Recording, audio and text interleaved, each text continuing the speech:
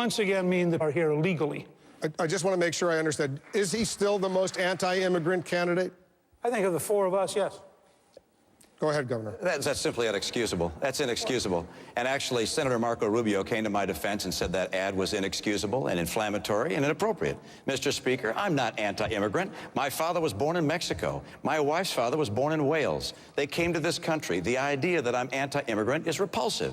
Don't use a term like that. You can say we disagree on certain policies, but to say that enforcing the U.S. law to protect our borders, to welcome people here legally, to expand legal immigration, as I approve, that's somehow anti-immigrant is simply the kind of over-the-top rhetoric that has characterized American politics too long. And I'm glad that Marco Rubio called you out on it. I'm glad you withdrew it. I think you should apologize for it. And I think you should recognize that having differences of opinions on issues does not justify labeling people with highly charged epithets. I'll tell you what.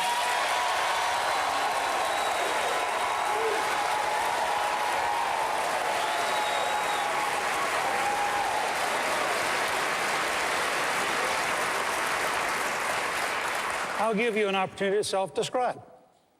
You tell me what language you would use to describe somebody who thinks that deporting a grandmother or a grandfather from their family, just tell me the language. I'm perfectly happy for you to explain what language you'd use.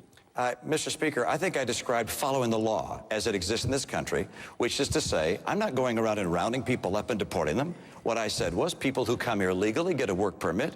People who do not come here legally do not get a work permit. Those who don't get work will tend over time to self-deport. I'm not going to go find grandmothers and take them out of their homes and deport them. Those are your words, not my words. And to use that rhetoric suggests to people that somehow if you're not willing to keep people here who violated the law, that you're anti-immigrant. Nothing could be further from the truth. I am pro-immigrant. I want people to come to America with skill and vitality and vibrance. I want them to come legally. There are grandmothers that live on the other side of the border that are waiting to come here legally. I want them to come here too, not just those that are already here.